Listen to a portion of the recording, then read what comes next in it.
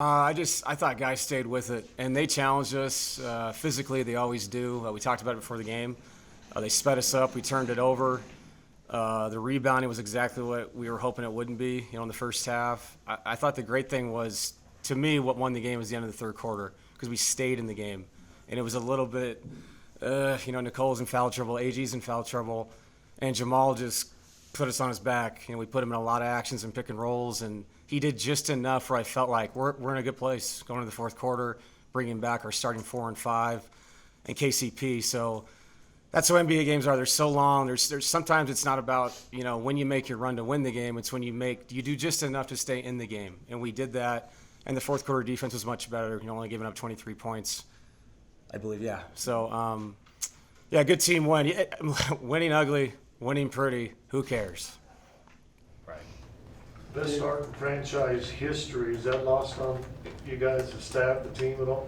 Probably just because you're in it. You're just kind of going through it. I know Nick just says 15 straight home wins. I mean, some of this stuff happens, and you're just living day by day, preparing for the next game, the next challenge.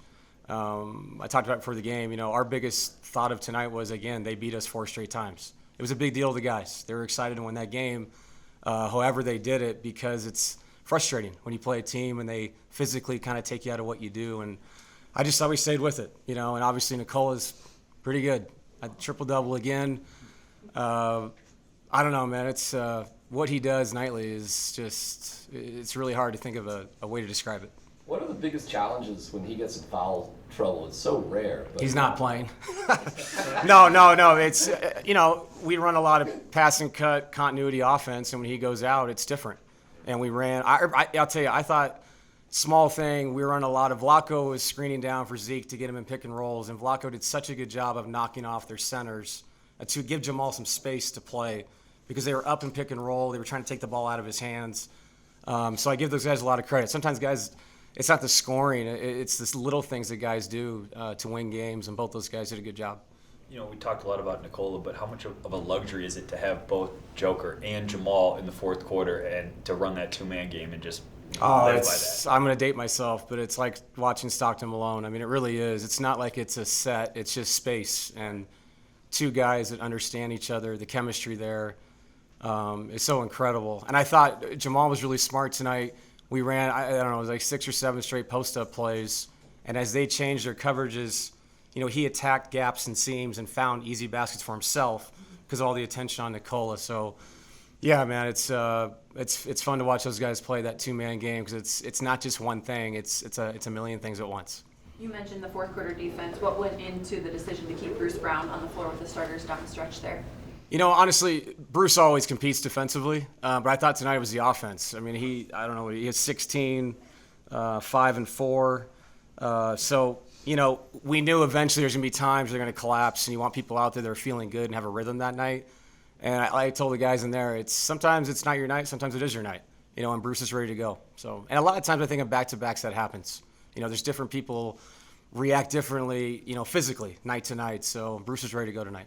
Because it happened on both sides, I'll ask it delicately. How challenging is it when the refs are blowing the whistles a lot in terms of? You know what? I don't know. I know I probably look ridiculous out there complaining because there's always going to be calls that don't go your way, and there was calls that didn't go their way. And these guys, they're the best refs in the world.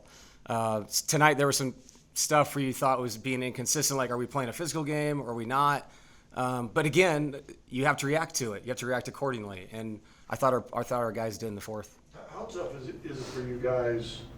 I think you're in the middle of 5 games in 7 days or something like that, because there can't be any practice time really, and things can slip a little bit. Defense might have slipped a little bit. How tough is it on you guys as a staff?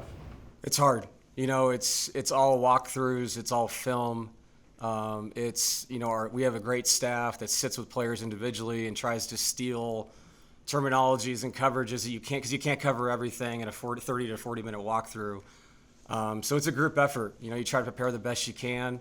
And I think offensively too, there's nights where it kind of stunts, the rhythm of how you play because you're not scripting, you're not in practice getting that feel with no defense on the court. But you got to fight through it. I mean, all the teams in the league go through this. The schedule's the schedule. It's 82. So we'll continue to do that as we get through the week. But how much better is to learn your lessons and win rather than learn those lessons and lose? Oh, brother, I've been on some teams that lost a lot of games, so this is very enjoyable all the way through. This was, for me, was it the most enjoyable game to watch for fans? Probably not, but I'll go home tonight feeling very, very good. That was a smaller crowd, but they were into it, though. Yeah, and I think that the game was kind of wild. You know, there were so many loose balls and 50-50 plays, and, you know, is it their ball, is it our ball? So there was a lot of excitement for all the wrong reasons in some ways. But just proud of the guys, and honestly, with Coach at home, it's cool that we're stepping up, you know, with him not here. And I know he was watching. He texted me right after the game. It's nice to have that support, and we're hoping he's feeling better. Coach, for much of the game, I thought that they did a really great job of attacking the rim, and I thought that there were a lot of just open baskets given up at the rim. And then midway fourth quarter and down towards the close, you get a lot of stops in a row, some of them at the rim too. Joker gets a lot of criticism at times for being a subpar rim protector, but what does he do on that end of the floor that maybe people don't really see? I mean, he's to be the MVP of the league and get triple doubles and be up in every pick and roll is incredible. And anybody that says he's not an athlete or he's not athletic, I don't think they understand what the word means. You know, the effort level. And I thought at the end of the game when he was on Kyle Anderson, he was kind of the plug man. So when guys did get beat, he was there. If there was a back cut and somebody caught it and got beat, he was there. And I thought AG was great late too. But to your point, I thought throughout the game we gave up. It's just the court felt too open. You know, we didn't help each other. We weren't shrinking enough. But as the game wore on, I thought that improved. One more? All right, cool. Thanks, Dave. Thanks.